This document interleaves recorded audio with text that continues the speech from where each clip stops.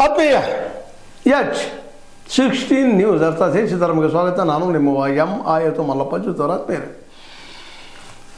ವಿಶ್ವಸಂಸ್ಥೆಯಿಂದ champion of the earth 2024ರಲ್ಲಿ ಪ್ರಶಸ್ತಿ ಪಡೆಯುವ ಜೊತೆಗೆ 1981ರಲ್ಲಿ ಪದ್ಮಶ್ರೀ, 2006ರಲ್ಲಿ ಪದ್ಮವಿಭೂಷಣ, ಶಾಂತಿ ಸ್ವರೂಪ್ ಭಟ್ನಾಗರ್ ಪುರಸ್ಕಾರ, ಓಲ್ಗೋ ಪರಿಸರ ಪ್ರಶಸ್ತಿ, ಟೇಲರ್ ಪರಿಸರ ಸಾಧಕ ಪ್ರಶಸ್ತಿ, 1-2 ಪ್ರಶಸ್ತಿಗಳು ಪಡೆದದ್ದು.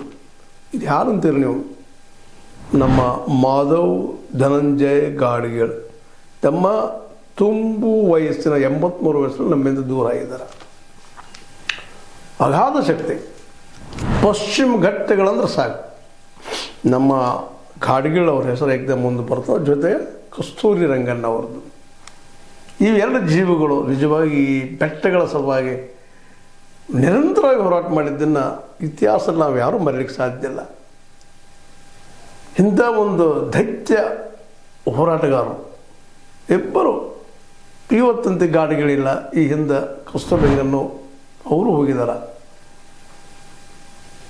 ಇವರಿಬ್ಬರ ಸಾಧನೆಯಿಂದಾಗಿ ಇವತ್ತು ಏನಾದರೂ ಸ್ವಲ್ಪ ಪಶ್ಚಿಮ ಘಟ್ಟ ಉಳಿದದಂದ್ರೂ ಅಡ್ಡಿ ಇಲ್ಲ. ಇಲ್ಲಾಂದ್ರೆ ನಮ್ಮ ಈ ಲ್ಯಾಂಡ್ ಮಾಫಿಯಾ ಭಾಳ ಭಯಂಕರ ಇದ್ದಾರೆ ಇವರು.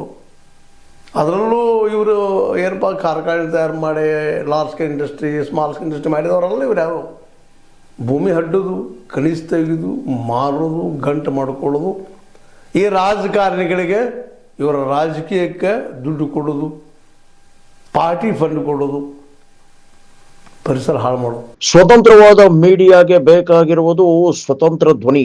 ಆ ಸ್ವತಂತ್ರ ಧ್ವನಿ ಉಳಿಸಲು ನೀವು ಮಾಡಬೇಕಾದದ್ದು ಇಷ್ಟೇ. ಅದೇನಪ್ಪಾ ಅಂತಂತಂದ್ರೆ ನಿಮ್ಮ ಕೈಲಾದಷ್ಟು ಸಹಾಯ ಈ ಚಾನಲ್ಗೆ ಮಾಡಿ.